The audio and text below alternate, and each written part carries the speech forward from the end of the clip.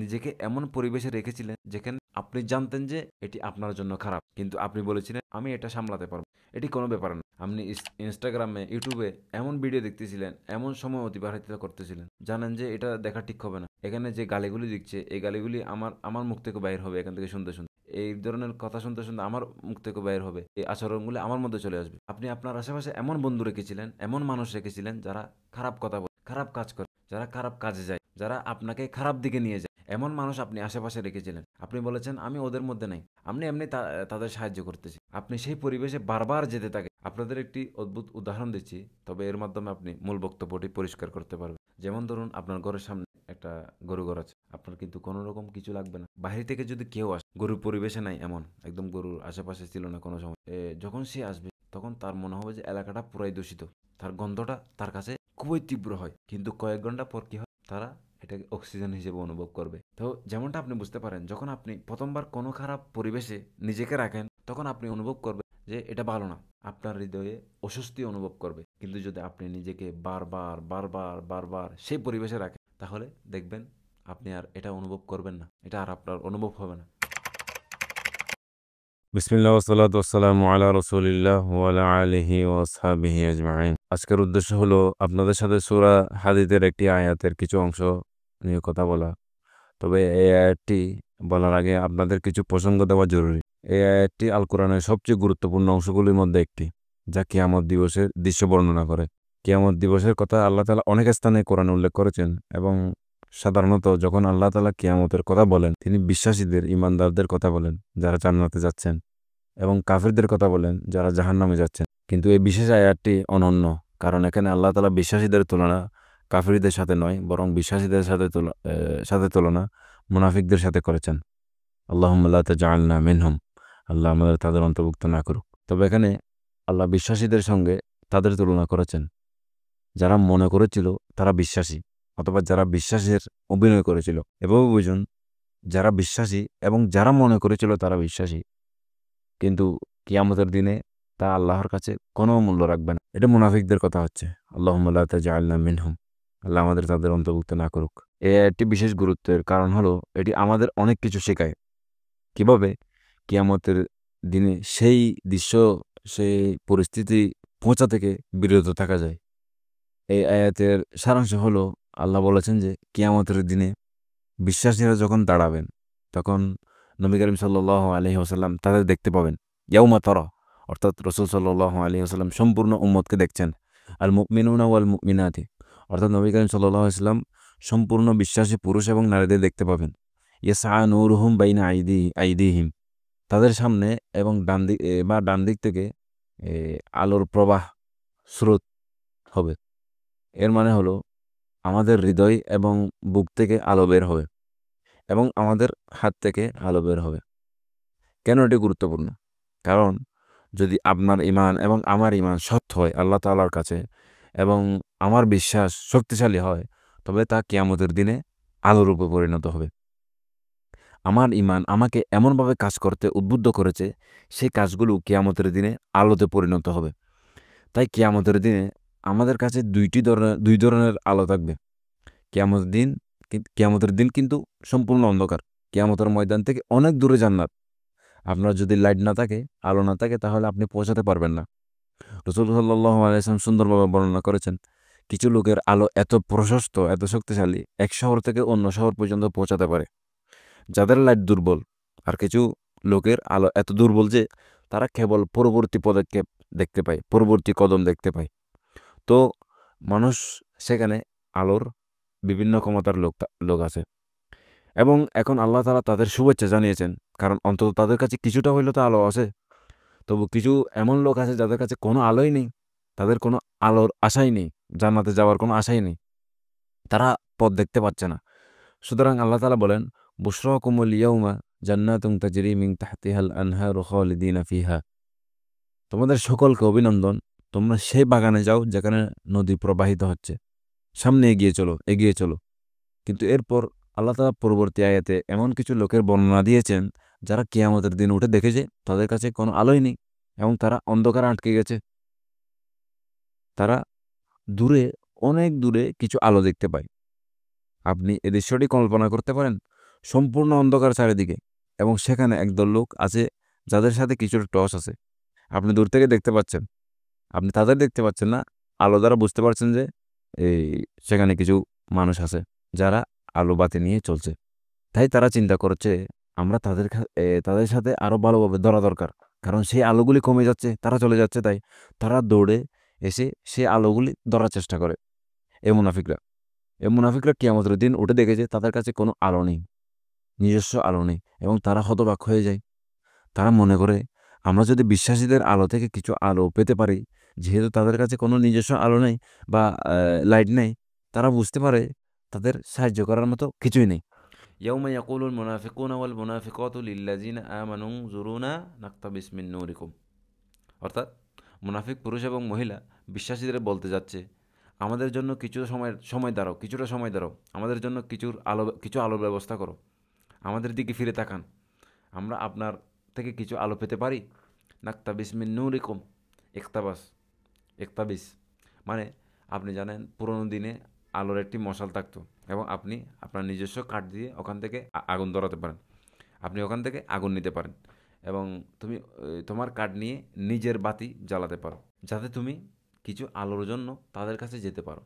তারা ভাবলো আমরা তোমাদের থেকে কিছু আলো ধার নিতে পারি, এটা তোমাদের আলো থেকে কিছুই কমাবে না, একটু অপেক্ষা করো, আমাদের সাহায্য করো।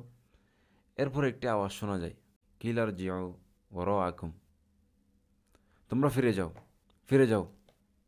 ফালতামিসু নূর, তোমরা নিজের আলো খুঁজে নাও, আজকের দিনে আমরা তোমাদের সাহায্য করব না।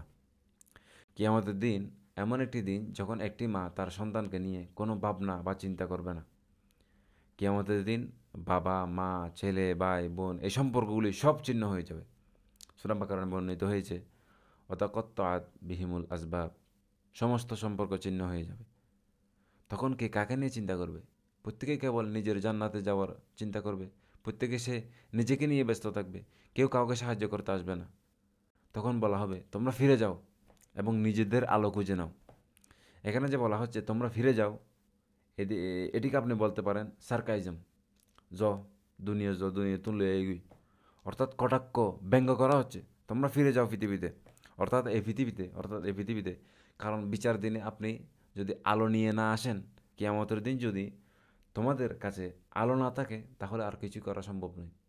আপনি আলো পাওয়ার একমাত্র উপায় হলো এই দুনিয়া, এই পৃথিবী, এছাড়া সুযোগ নেই। ফালতামিসু নূর, তারা ধরার চেষ্টা করতেছে, বিশ্বাসীরা শুনতে চায় না, ইমানদাররা শুনতে চায় না। তারা তখনও চেষ্টা করে ধরার জন্য, তারা তখনও চেষ্টা করে বিশ্বাসীদের আরও কাছে আসার জন্য, আরও কাছে।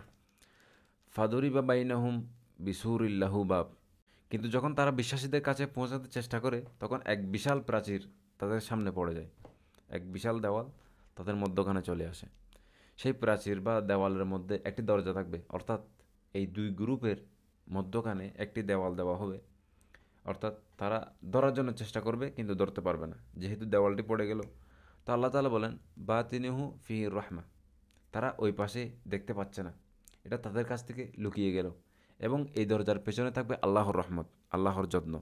ওয়াজাহিরুহু মিন কিবালিহিল আযাব, আর দরজার বাইরে তাদের দিকে আসবে শাস্তি।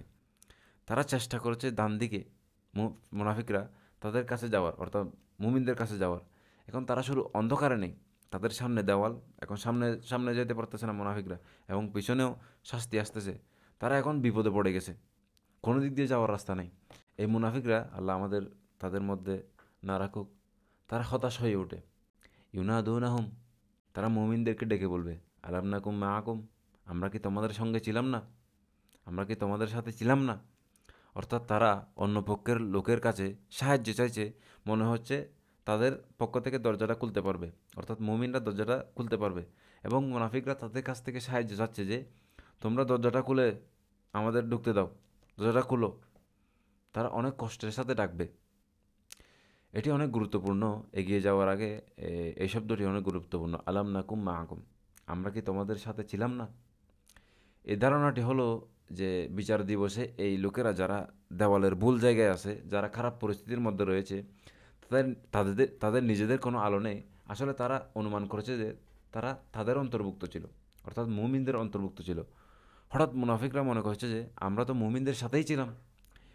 এই বিষয়ে অনেক কনফিডেন্ট তারা, এতটাই আত্মবিশ্বাস ছিল যে তারা বিচারের দিনেও কিয়ামতের দিনেও সেই বিষয়টা বলবে, আমরা তো তোমাদের সাথেই ছিলাম, আমাদের আলোর ব্যবস্থা করো, আমরা তোমাদের সাথে প্রার্থনা করেছি, তোমাদের সাথে ব্যবসা করেছি, আমরা তোমাদের পরিবার, আমাদের বন্ধু ছিলাম, তোমাদের বন্ধু ছিলাম, আমরা আমরা এক বিশ্ববিদ্যালয়ে পড়েছি, একই কলেজে পড়েছি, একই স্কুলে পড়েছি, আমরা তো সবাই একই ছিলাম, কেন আজ এই বিভাজন, আজকে কেন আমাদের এই দুভাগে বিভক্ত করে দিল, কি কী কারণে? এবং এই দেয়ালের অন্য পাশে যারা আছে তারা নিরাপদ বোধ করবে, কারণ মধ্যখানে যেটা দেওয়াল দেওয়া হয়েছে, দেওয়ালের ওই পাশের মানুষ যেগুলো আছে এগুলো এদেরকে বিরক্ত করছিল, অর্থাৎ মুনাফিকরা এদেরকে বিরক্ত করছিল। তারা এখন শান্তিতে আছে, কারণ এখন এটি সম্পূর্ণ নিরাপদ। এখন যখন প্রাচীর বা দেওয়াল নেমে গেছে, এক পক্ষ সুরক্ষিত অনুভব করে, তারা দ্রুত কিছু করতে চায় না, তারা এখন নিরাপদ, তারা ধীরে গতিতে উত্তর দেয়, তার মানে ঠান্ডা মাথায় উত্তর দেয় এবং বলে আজকে তোমরা আমাদের সাথে নাই কেন, কেন তোমরা আজকে আমাদের সাথে নাই? আপনি জানেন যে তাদের প্রথমে যে জিনিসটি বলেছিল, তোমরা নিজেদের আলো নাও বা খুঁজে নাও, যাও নিয়ে আসো, এবং তারা হতবাক, আমরা তো তোমাদের সাথেই ছিলাম, আমাদেরও তো আলো থাকা দরকার, আলো থাকা উচিত যেভাবে তোমাদের কাছে আছে। এখন জান্নাতের লোকেরা বর্ণনা করতে যাচ্ছে যে এই ঈমানদার লোকেরা যারা আলো ব্যবহার করত তারা কিভাবে আলো পাওয়ার জন্য বিশ্বাস করত, কিভাবে মুনাফিকরা হারালো, কিভাবে কিয়ামতের দিন তারা দেউলিয়া হয়ে গেল। আজকে তোমরা আমাদের সাথে নেই, কারণ তোমরা নিজেদের আলো খুঁজে পাওনি। এখন জান্নাতের মানুষরা তাদেরকে বোঝাতে শুরু করেছে যে মুনাফিকরা কিভাবে তাদের আলোর অধিকারী ছিল, মুনাফিকরা মূলত তাদের আলো ছিল, কিন্তু কিভাবে তারা সেটা হারিয়ে ফেলেছিল, কিভাবে তারা কিয়ামতের দিন দুর্বল হয়ে পড়ে। যাদের কাছে ঈমান ছিল কিন্তু কিভাবে তারা সেটা হারিয়ে ফেলেছিল। এই আয়াতটি অত্যন্ত গভীর, কারণ এটা আমাদের শেখায় কিভাবে কেউ তার ঈমান হারাতে পারে, কিভাবে কেউ তার সবচেয়ে মূল্যবান দিন, সবচেয়ে অমূল্য সম্পদ যার নাম ঈমান, তা নিঃশেষ করে ফেলতে পারে। এটা একদিনে ঘটে না, তুমি হঠাৎ করে ঈমান হারাতে পারো না, হঠাৎ করে হয় না এটা, আস্তে আস্তে আস্তে আস্তে মানুষ ঈমান হারিয়ে ফেলে। তো এই মুমিনরা মুনাফিকদের বলছে, কলু বালা, অবশ্যই তোমরা আমাদের সাথে ছিলে, ওয়ালাকিন্নাকুম ফাতাংতুম আনফুসাকুম, তুমি নিজেকে ফিতনার মধ্যে রেখেছ, তুমি নিজেকে খারাপ জায়গায় রেখেছ। ফিতনা মানে হলো পরীক্ষা করা, ফিতনা এর জন্য ব্যবহার করা হচ্ছে এখানে। যখন আপনি সোনা বা স্বর্ণের বিশুদ্ধতা পরীক্ষা করবেন এবং আপনি এটি গলিয়ে এবং আপনি অরিজিনালটা বাহির করবেন এবং ময়লাগুলি সরিয়ে ফেলবেন, যেমন স্বর্ণ সহজ পরীক্ষার মধ্য দিয়ে যায় না, এটি একটি বেদনাদায়ক জ্বলন্ত পরীক্ষার মধ্য দিয়ে যায়। এই ধারণাটি ফাতাংতুম আনফুসাকুম এর মধ্যে অনেক শিক্ষা আছে। এর একটি শিক্ষা হলো, আপনি নিজেকে এমন পরিস্থিতিতে রেখেছিলেন যেখানে আপনার বিশ্বাস পরীক্ষা করা হয়, আপনি নিজেকে এমন জায়গায় রেখেছিলেন যেখানে আপনার বিশ্বাস পরীক্ষা করা হয়। তা বোঝার চেষ্টা করুন, এর অর্থ কী। নিজেকে এমন পরিবেশে রেখেছিলেন যেখানে আপনি জানতেন যে এটি আপনার জন্য খারাপ, কিন্তু আপনি বলেছিলেন আমি এটা সামলাতে পারবো, এটি কোনো ব্যাপার না। আপনি ইনস্টাগ্রামে ইউটিউবে এমন ভিডিও দেখতেছিলেন, এমন সময় অতিবাহিত করতেছিলেন, জানেন যে এটা দেখা ঠিক হবে না, এখানে যে গালিগুলি দিচ্ছে এই গালিগুলি আমার আমার মুখ থেকে বাইর হবে, এখান থেকে শুনতে শুনতে এই ধরনের কথা শুনতে শুনতে আমার মুখ থেকে বাইর হবে, এই আচরণগুলি আমার মধ্যে চলে আসবে। আপনি আপনার আশেপাশে এমন বন্ধু রেখেছিলেন, এমন মানুষ রেখেছিলেন যারা খারাপ কথা বলে, খারাপ কাজ করে, যারা খারাপ কাজে যায়, যারা আপনাকে খারাপ দিকে নিয়ে যায়, এমন মানুষ আপনি আশেপাশে রেখেছিলেন। আপনি বলেছেন আমি ওদের মধ্যে নেই, আপনি এমনি তাদের সাহায্য করতেছি। আপনি সেই পরিবেশে বারবার যেতে থাকেন, যে সমস্ত জায়গায় আপনি গেছিলেন এবং যে সমস্ত পরিস্থিতিতে আপনি গেছিলেন এবং যে সমস্ত পরিস্থিতিতে নিজেকে রেখেছেন, আপনি বলেছিলেন যে এটা আমার ওপর কোনো প্রভাব ফেলবে না, এটি অন্য সবাইকে প্রভাব ফেলতে পারে, অন্য সবাইকে পরিবর্তন করতে পারে, আমাকে কিছু করতে পারবে না, কেউ আমার উপর কোনো পরিবর্তন আনতে পারে না, আমি কারোর মাধ্যমে পরিবর্তন হই না, আমি উপর কারোর মাধ্যমে ইনফ্লুয়েন্স হই না, আমি পরিস্থিতি অনুযায়ী ইনফ্লুয়েন্স হই না। এখানে তাদের প্রথম পদক্ষেপটি কী ছিল? তারা খারাপ কোম্পানিতে যোগ দিয়েছিল, তারা নিজেদেরকে সন্দেহজনক পরিস্থিতিতে, এবং তারা ধারণা করেছিল যে এটি এমন কোনো প্রভাব ফেলবে না। প্রথম কাজ কী করলো? খারাপ জায়গায় গেল, খারাপ পরিস্থিতির মধ্যে গেল, এটাই তাদের প্রথম পদক্ষেপ। আপনাদের একটি অদ্ভুত উদাহরণ দিচ্ছি, তবে এর মাধ্যমে আপনি মূল বক্তব্যটি পরিষ্কার করতে পারবেন। যেমন ধরুন আপনার ঘরের সামনে একটা গরু ঘর আছে, আপনার কিন্তু কোনো রকম কিছু লাগবে না। বাইরে থেকে যদি কেউ আসে, গরুর পরিবেশে নাই এমন, একদম গরুর আশেপাশে ছিল না কোনো সময়, যখন সে আসবে তখন তার মনে হবে যে এলাকাটা পুরাই দূষিত, তার গন্ধটা তার কাছে খুবই তীব্র হয়। কিন্তু কয়েক ঘন্টা পর কী হয়, তারা এটাকে অক্সিজেন হিসেবে অনুভব করবে। বুঝতে পারছেন কথাটা? তো যেমনটা আপনি বুঝতে পারেন, যখন আপনি প্রথমবার কোনো খারাপ পরিবেশে নিজেকে রাখেন, তখন আপনি অনুভব করবেন যে এটা ভালো না, এটা আমাকে ক্ষতিগ্রস্ত করতে পারে, আমি এখানে থাকতে চাই না। আপনার হৃদয়ে অস্বস্তি অনুভব করবে। কিন্তু যদি আপনি নিজেকে বারবার বারবার বারবার সেই পরিবেশে রাখেন, তাহলে দেখবেন আপনি আর এটা অনুভব করবেন না, এটা আর আপনার অনুভব হবে না। যেমন কেউ সিগারেট অভ্যস্ত না, সে প্রথমবার যখন ধূমপাই কাউকে কাছে পায়, সে কাছে দেয়, চোখ জ্বলে। কিন্তু যদি সে নিজেই ধূমপান শুরু করে, 1 বছর পর সেটা তার জন্য স্বাভাবিক হয়ে যায়। সে আর স্বাভাবিকভাবে শ্বাস নিতে পারে না যতক্ষণ না সে ধূমপান করছে। এটি তাকে পুরোপুরি বদলে দেয়। প্রথম সমস্যা ছিল আপনি খারাপ পরিবেশে নিজেকে রেখেছিলেন, নিজেকে দিয়েছেন।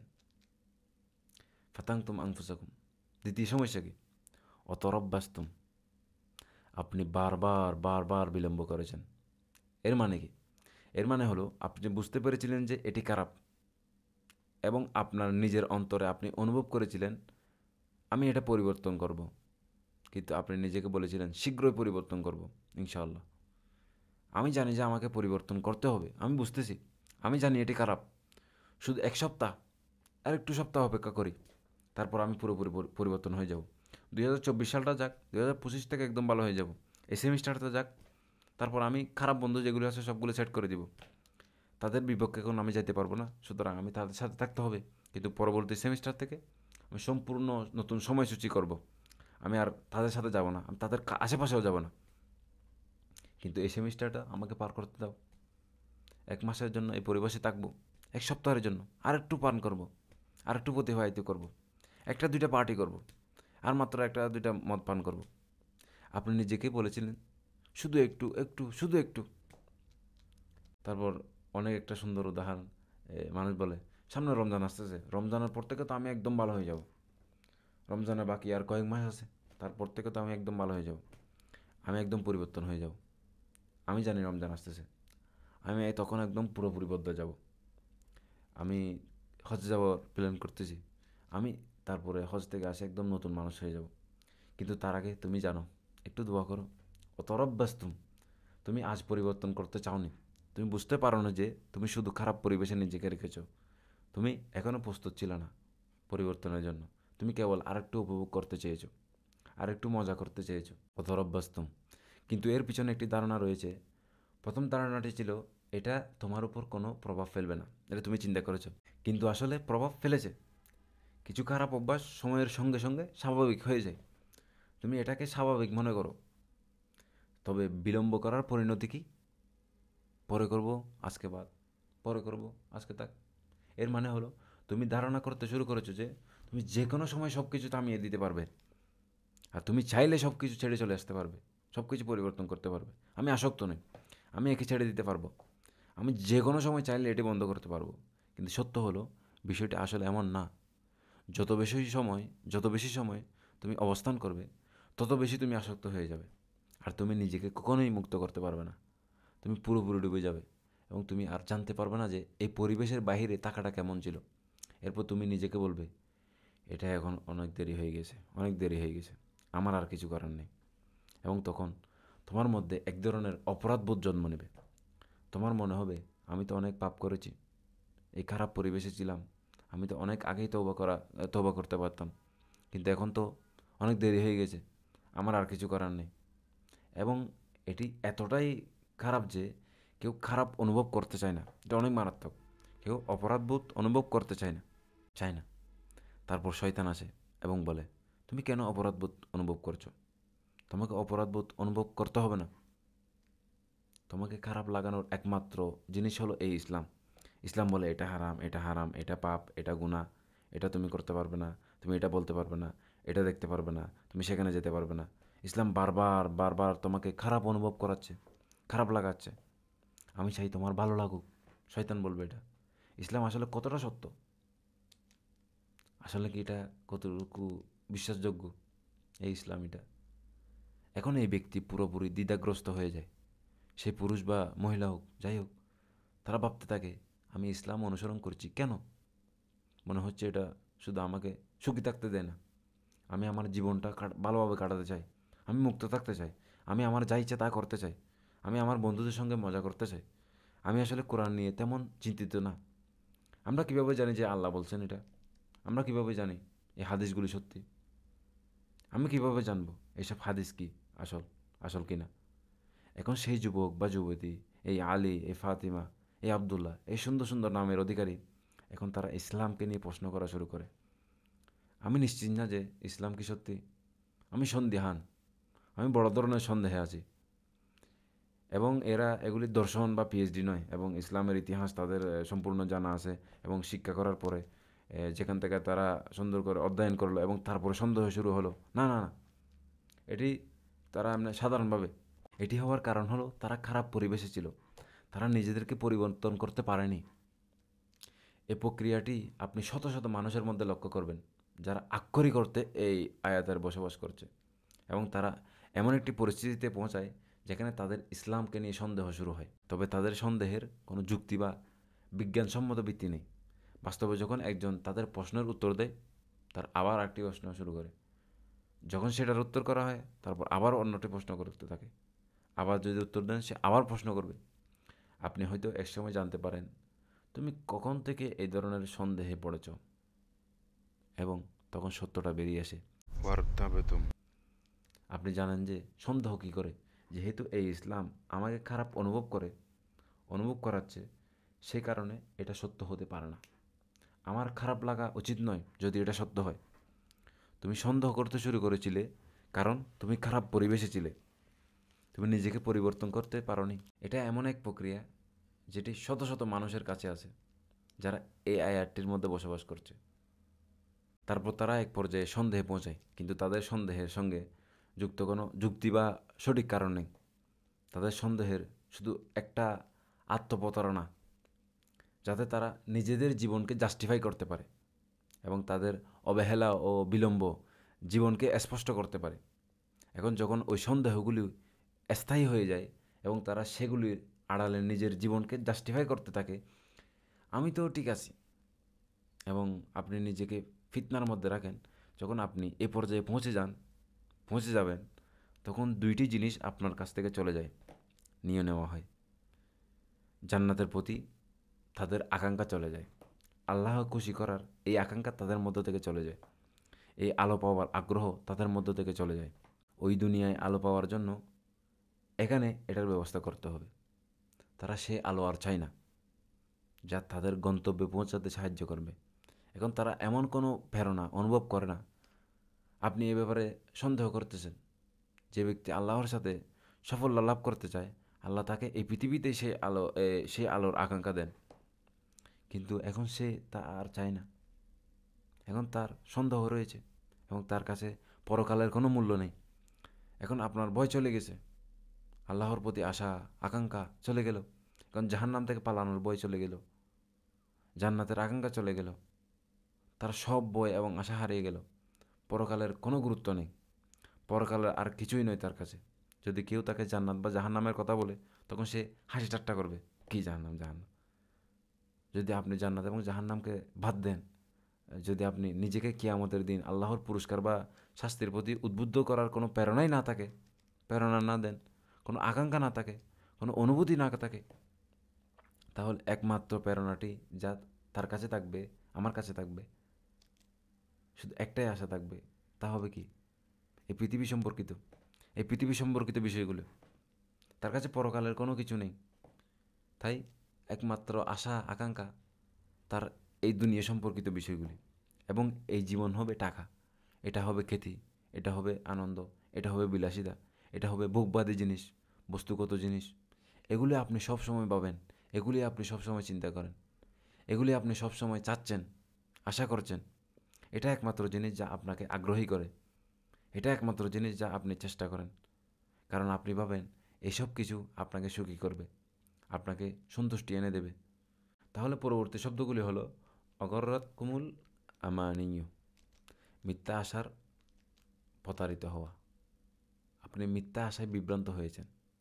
যে কোনো ধরনের দুনিয়াবী বিষয় আপনাকে সুখ এনে দেবে এবং আপনি সেটার পেছনে ছুটে গেছেন। আপনার পুরো জীবন তার জন্য উৎসর্গ করেছেন এবং আপনি ভাবছিলেন এটা আপনি যে সুখের খুঁজে আছেন তা এনে দিবে আপনাকে। আপনার মনে হলো তারপর আপনি এর কাছে পৌঁছাতে পারবেন। যেমন আজকাল মানুষ পরবর্তী সিনেমা দেখতে যে অবসেসড বা আগ্রহ থাকে, পরবর্তী খেলনা, পরবর্তী ডিভাইস দেখতে, নতুন 349 সিসির বাইক আসছে বাজারে, কেনার জন্য যে লাইন পাসপোর্ট লাইনের থেকেও লম্বা। আপনাকে দেখতে হবে, আপনার আশা করতে হবে। আপনি যদি আশা না করেন তাহলে আপনার জীবন তো আর কোনো কিছু উদ্দেশ্যই রাখে না। জীবন তো অর্থহীন। আর আপনি সিনেমা দেখতে যান, তারপর সেই সিনেমা শেষে আপনি বলতে থাকেন এটা বেশ ভালো ছিল এবং তারপর আবার একঘেয়ে হয়ে পড়েন। এখন কি করি? হয়তো আবার দেখতে যাব। তারপর আবার দেখতে গিয়ে ভাবেন প্রথমবার যেমন উত্তেজনা ছিল, এক্সাইটেড ছিলেন, প্রথমবার যেটা এত ভালো লেগেছিল, দ্বিতীয়টা এত ভালো লাগছে না।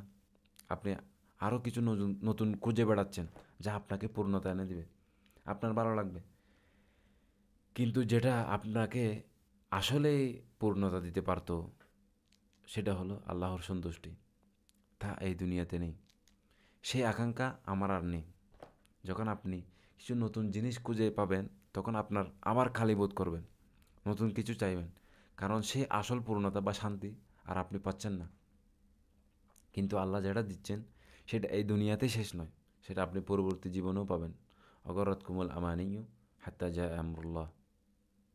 যতক্ষণ না আল্লাহর সিদ্ধান্ত না আসে, এটাই ছিল আপনার জীবন। তো এখানে মুমিনদের মতে এটা ছিল সেই ব্যক্তির জীবন যারা তাদের ঈমান হারিয়েছে। অর্থাৎ দেওয়ালের এই পাশ থেকে উত্তর দিচ্ছিল না কলু বালা দিয়ে, তো তারা প্রথমে নিজেদের প্রশ্নবিদ্ধ পরিবেশে রেখেছিল, উত্তর দিচ্ছেন তোমরা নিজেদের খারাপ জায়গায় রেখেছিলে এবং সেখান থেকে এটা একটা নিচে পড়ে যাওয়ার রাস্তা খুলে গেল। পরবর্তী ধাপ ছিল তারা এর প্রতি আকৃষ্ট হয়ে গেছিল, বিলম্বিত করলো, এরপর সন্দেহ শুরু করলো এবং তারপর তারা দুনিয়াবি কামনা এবং মেটেরিয়াল বস্তুবাদী জিনিসের দিকে, বস্তুবাদী লাভের দিকে ছুটে গেল, দুনিয়ার পিছনে ছুটল। অগর রকম বিল্লাহিল গরুর। এরপর আল্লাহ তাআলা বলেন শেষ পর্যন্ত চূড়ান্ত সবচেয়ে বড় প্রতারক, মুবালাগা, সবচেয়ে বড় প্রতারক আপনাকে প্রতারিত করতে সফল হয়েছে, অর্থাৎ শয়তান। এটা হলো সেই কথা যেটা আমরা পূর্বে বলেছিলাম। মুমিনরা মুনাফিকদের বলছে দেওয়ালের অন্য পাশে। অনেক সুন্দর একটা দৃশ্য তুলে ধরলেন আল্লাহ তাআলা। দেয়ালটির এক পাশে দাঁড়িয়ে চমকে গেল, কেন আমরা ওই অন্য পাশে নেই? আর এখন তারা তাদের সহকর্মী ইমানদাররা তাদের স্মরণ করিয়ে দেয়, তোমরা এটা করেছো, এটা করেছো, এটা করেছো, তুমি এই কাজগুলি করেছিলে, আর এটা আল্লাহর পক্ষ থেকে আমাদের এবং তোমাদের জন্য উপহার। আর এটা এই দুনিয়ায় এখন আমাদের জন্য একটা বিশেষ উপহার যে এটা কিয়ামতের দিন যে এই ভয়ঙ্কর দৃশ্যটি আমাদের দেখানো হয়েছে, তুলে ধরা হয়েছে কোরআনের মধ্যে। কারণ আমি চাই আগে জানতে। দুনিয়ার মধ্যে কোনো একটা জিনিস আগে জানার, ইনফরমেশন জানার অনেক গুরুত্ব, আপনারা বুঝতেছেন। কারণ আমি চাই আগে জানি, তাহলে তখন গিয়ে হঠাৎ যদি শক হয়ে যায়, আমি চাই দুনিয়ার মধ্যে যাতে দুকায় না পড়ি, আগে খবরটা পেতে চাই, যাতে আমরা দুকায় না পড়ি। কেন আমি ভুল দিকে আছি? কেন আমি আলোর সঙ্গে থাকলাম না? কেন আমি আলো হারালাম? কেন আমি আল্লাহর দেওয়া এই জীবন হারালাম? আপনার মধ্যে প্রতিটি মুমিন মানুষের হৃদয়ে আলোর উপস্থিতি আছে। আল্লাহ আমাদের প্রত্যেককে দিয়েছেন, আল্লাহ আমাদের তা দিয়েছেন। সমস্যা হলো আপনি এবং আমি কি সে আলো ধরে রাখতে চাই? সে আলো ধরে রাখতে চাই কি না? তাই আমাদের নিজেদের চিহ্নিত করতে হবে আমরা কোথায় আছি। হয়তো আমরা সেই মানুষদের মধ্যে আছি যারা কিছুটা প্রশ্নবিদ্ধ পরিবেশে নিজেকে রেখেছি। হয়তো আমরা সেই জায়গায় আছি যেখানে আমরা কিছু ভুল কাজের মধ্যে জড়িয়ে গেছি। অথবা হয়তো আমরা দীর্ঘ সময় ধরে এমন পরিস্থিতিতে আছি এবং ছাড়তে চেষ্টা করিনি। হতে পারে আমাদের জীবন এসব ঘটছে, এসব হয়ে যাচ্ছে, বা আমরা হয়তো আরও অনেক গভীরে নিমজ্জিত হয়েছি এবং এখন আমরা সন্দেহ তৈরি করতে শুরু করেছি। সন্দেহ হচ্ছে হয়তো আমরা এত দূরে চলে গেছি, হয়তো আমরা অনেকটাই নিচে নেমে গেছি। অগরত কুমুল আমানিয়ু হাত্তা জা আমরুল্লাহ। এখন আমার বেঁচে থাকাটা হলো আনন্দের জন্য। আমার বেঁচে থাকাটা শুধু আনন্দ উপভোগ করার জন্য, বুক বিলাস করার জন্য। এখন আমার শুধু খেলনা এবং বুকবাদী জিনিস, ম্যাটেরিয়াল জিনিস, বুকবিলাসের জন্য বেঁচে থাকা হয়ে গেল আমার। এখন আমার যা কিছু আছে, যা কিছু চাই, যে যে কোনো কিছু আশা করি, বিনোদন, এটা আমার জীবনের উদ্দেশ্য হয়ে গেছে।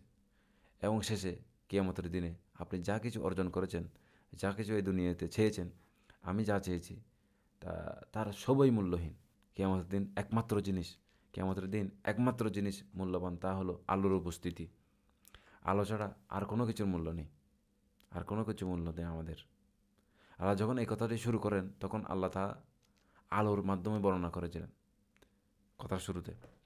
এবং সে আলোই একমাত্র যা কিয়ামতের দিনে গুরুত্ব রাখে। সূরা শুআরায় আছে, ইল্লা মান আতাল্লাহ বিকলবিন সালিম। তবে যে ব্যক্তি আল্লাহর কাছে উপস্থিত হবে সুস্থ মন নিয়ে, সে মুক্তি পাবে। যে ব্যক্তি আল্লাহর কাছে একটি সুস্থ হৃদয় নিয়ে আসে, সেই হৃদয় থেকে যে আলো বেরিয়ে আসে, সেটাই সবচেয়ে মূল্যবান। আপনি এবং আমি যা কিছু এখন অর্জন করছি দুনিয়াবী জিনিস, তা আল্লাহর কাছে কিয়ামতের দিন কিছুই না, সম্পূর্ণ অর্থহীন। এখন আপনি এটাকে উপভোগ করতে পারেন, কিন্তু যদি আপনি এতে নিজের মনকে জড়িয়ে ফেলেন, তাহলে আপনার হৃদয়ে আর কোনো আলোর জায়গা থাকবে না, আর কোনো আলোর জায়গা থাকবে না। আর তাই এই পেসেজের শেষে আল্লাহ তাআলা বলেছেন, ফালিয়াউমা লা ইউখাযু মিনকুম ফিদিয়াতুন ওয়ালা মিনাল্লাযিনা কাফারু মাওয়াকুমুন নার হিয়া মাওলাকুম ওয়া বিসাল মাসির। আজকের দিনে তোমাদের কাছ থেকে কোনো ক্ষতিপূরণ বা মুক্তিপণ গ্রহণ করা হবে না। এর মানে হলো, তোমরা এটা দিয়ে কিছুই করতে পারবে না, কিছুই কিনতে পারবে না। তোমরা কোনোভাবেই এই দরজা দিয়ে প্রবেশ করতে পারবে না, কোনো দামের বিনিময়ে। তোমরা এবং যারা অস্বীকার করেছে, কেউ এই দরজা দিয়ে প্রবেশ করতে পারবে না। এই আয়াতের ভীতিকর দিক হলো, লা ইউখাযু মিনকুম ফিদিয়াতুম ওয়ালা মিনাল্লাযিনা কাফারু। আপনি এখন সেই অবস্থানে আছেন যেখানে অস্বীকারী কাফির ছিল। আপনি তাদের মতোই অবস্থানে পড়েছেন, সেই অবস্থায় পড়েছেন। আমি তোমাদের কাছ থেকে কোনো মুক্তিপূরণ গ্রহণ করব না, এবং আমি তাদের কাছ থেকে গ্রহণ করব না, তাদের কাছ থেকে গ্রহণ করব না। তোমাদের সকলের স্থান হবে আগুন, হবে সালমসির। কি ভয়ানক স্থান হতে পারে এটা। এবং শেষ পর্যন্ত আল্লাহ পুরো দৃশ্যটি চিত্রায়িত করার পর, আঁকার পরে, পুরো ছবিটি আঁকার পর, এবং আমি এই আয়াতের দিয়ে শেষ করব, দিয়ে শেষ করতে চাই, কীভাবে আমরা আমাদের আলোকে সুরক্ষা দিতে পারি এবং নিজেদের মনে রাখতে পারি যে আমাদেরকে যেন সেই নিচের দিকে নেমে যেতে না হয়। আর আমাদের যতটুকু আলো আছে, কীভাবে সেটা আরও শক্তিশালী করা যায়, আরও বাড়া যায়। আল্লাহ নিজেই বলেন, আলাম ইয়ানি লিল্লাযিনা আমানু আন তাখশা কুলুবুহুম লিযিকরিল্লাহ। এখনও কি বিশ্বাসীদের হৃদয় আল্লাহর স্মরণে, আল্লাহর ভয়াবহতায় পরিপূর্ণ হয় না? এখনও কি সময় আসেনি তাদের হৃদয় আল্লাহর ভয়ে পরিপূর্ণ হবে, সত্যিকারভাবে আল্লাহর স্মরণে হৃদয়ে ভয় এবং শ্রদ্ধার সৃষ্টি করবে? এবং যত বেশি আপনি আল্লাহর স্মরণ করবেন, আল্লাহ তত আপনার হৃদয়ে থাকবেন, আপনার হৃদয়ে মুগ্ধতা আসবে। কারণ আল্লাহ তাআলা বলেন সূরা নূরের মধ্যে, আল্লাহু নূরুস সামাওয়াতি ওয়াল আরদ। আল্লাহ হচ্ছে আসমান এবং জমিনের নূর। আল্লাহর যত বেশি আমাদের হৃদয়ে আছে, তত বেশি আলো আপনার হৃদয়ে প্রবাহিত হবে। আপনি বুঝতে পারছেন? তাই আল্লাহ তাআলা বলেন আল্লাহকে স্মরণ করবে, এবং তারপরে বলেন কিভাবে আপনি আল্লাহকে স্মরণ করবেন। ওমা নাজালা মিনাল হক। তাদের হৃদয়টি ভরে উঠবে সেই সত্যের স্মরণে, কোরআনের কারণে, যা এসেছে হক থেকে, আল্লাহর বাণী বা কোরআন থেকে। কোরআনের মাধ্যমে আল্লাহকে স্মরণ করুন। যখন আপনি কোরআনের আয়াতগুলি তেলাওয়াত করবেন, তখন তিনি কি বোঝাতে চেয়েছেন তা ভেবে দেখুন, চিন্তা করুন। কোরআনের আয়াতগুলি নিয়ে চিন্তা করুন। আল্লাহ আপনাকে যে দান দিয়েছেন, যে উপহার দিয়েছেন, তা নিয়ে ভাবুন, তার উপর চিন্তা করুন। কোরআন পাঠ করুন, এবং যখন আপনি কোরআনের আয়াতগুলি পড়বেন, তখন ভাবুন তার মানে কি, এগুলি আপনার জন্য কি উপহার। আল্লাহ শুধু আকাশ এবং জমিনের আলো নয়, নূর নয়, কোরআন নিজেও নূর। কোরআন নিজে নূর হিসেবে নাজিল করা হয়েছে। ফাআমিনু বিল্লাহি ওয়া রাসূলিহি ওয়ান নূরিল্লাযী আনজালনা। আল্লাহ তাআলাকে বিশ্বাস করো এবং তার রসুলের উপর বিশ্বাস রাখো, এবং সে আলোতেও বিশ্বাস রাখো যা আমরা নাজিল করেছি।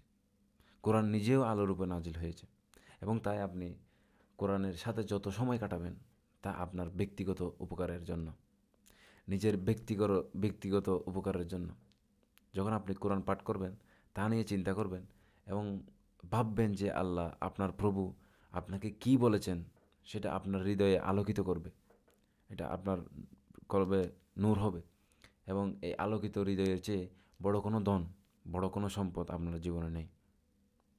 আপনি কখনো এর মূল্য বুঝতে পারবেন না, আমিও কখনো বুঝতে পারবো না এর মূল্য, যতক্ষণ না আমরা সেই দিন দাঁড়িয়ে থাকবো যখন আমাদের চারপাশে সব কিছু অন্ধকার, কোনো কিছু দেখা যাবে না, এবং একমাত্র আলোই হবে সেই আলো যা আমাদের বুক থেকে বেরিয়ে আসবে এবং আমাদের হাত থেকে বেরিয়ে আসবে।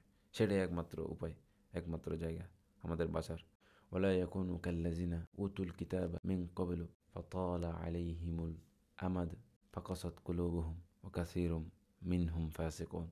তখনই আমরা বুঝতে পারবো যে আমাদের হৃদয় যেন তাদের মতো না হয়, যারা আমাদের আগে, অনেক আগে ছিল, যারা কিতাব পেয়েছিল অনেক আগে এবং দীর্ঘ সময় পার হয়ে গেছিল এবং তাদের হৃদয় কঠিন হয়ে গেছিল। তারা কিতাব পেয়েছিল কিন্তু তারা তার মূল্য দেয়নি।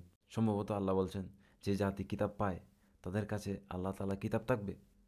আমাদের আগে অনেক জাতি ছিল যারা কিতাব পেয়েছিল, তারা তা পেয়েছিল, তারা তাওরাত পেয়েছিল, ইঞ্জিল পেয়েছিল, তারা ইব্রাহিম আলাইহিস সালামকে পেয়েছিল, মুসা আলাইহিস সালামকে পেয়েছিল, ঈসা আলাইহিস সালামকে পেয়েছিল, কিন্তু তারা সেই কিতাব বা সেই ব্যক্তি থেকে উপকার লাভ করেনি। তারা সেই কিতাবগুলো দ্বারা হৃদয়কে আলোকিত করার জন্য ব্যবহার করেনি। তারা এই কিতাবকে হৃদয়ে আলো পূর্ণ করার জন্য ব্যবহার করেনি। হয়তো তারা সেই কিতাবগুলোকে ভুল কারণে ব্যবহার করেছিল। হয়তো তারা সেগুলি শুধু আনুষ্ঠানিক মুহূর্তের জন্য ব্যবহার করেছিল, মাঝে মাঝে কেবল উপভোগ করত, বা হয়তো কোনো বিয়ে বা অনুষ্ঠান উপলক্ষে কিছু কোরআন পাঠ করা হতো বা কিতাব পাঠ করা হতো, বা রমজান আসলে একটু করে পড়তো। কেউ মারা গেলে, অসুস্থ হয়ে গেলে খতম পড়তো। এবং কিতাব তখন শুধু আনুষ্ঠানিকতায় সীমাবদ্ধ হয়ে গিয়েছিল। কিতাব তাদের হৃদয়ে নরম করার জন্য আর কোনো প্রভাব ফেলেছিল না। এবং এটাই ইতিহাসের দুঃখজনক ঘটনা। মানুষ আল্লাহর বাণী থেকে উপকার লাভ করেনি, যা তাদের হৃদয়কে নরম করার জন্য এসেছিল, নাজিল হয়েছিল, যাতে তারা বিচার দিবসে আল্লাহর সামনে দাঁড়ানোর জন্য প্রস্তুত হতে পারে। এটা এখন আমাদের দায়িত্ব, এটা আপনার এবং আমার উপর দায়িত্ব। ওয়ালা ইয়াকুনু কাল্লাযিনা উতুল কিতাবা মিন ক্বাবলু ফাতালা আলাইহিমুল আমাদ ফাকাসাত কুলুবুহুম। এই জন্য তাদের হৃদয় কঠিন হয়ে গিয়েছিল। যখন হৃদয় কঠিন হয়ে যায়, তখন সেখানে আর কোনো আলো থাকে না, আলোর জায়গা থাকে না। সেটা বিচার দিবসে আপনাকে কিছুই দেবে না। কাসীরুম মিনহুম ফাসিকুন। তাদের মধ্যে বেশিরভাগই অপবিত্র, অনেকে বিকৃত। আল্লাহ এখানে এই কয়েকটি আয়াতে একজন মুমিনের জীবনে সবচেয়ে গুরুত্বপূর্ণ বাস্তবতা চিত্রিত করলেন, দেখালেন। গুরুত্বপূর্ণ বাস্তবতা, যে ঈমান আপনি এবং আমি ধারণ করি, তা ধরে রাখা সহজ নয়। এটি একটি নিশ্চিত দান নয়।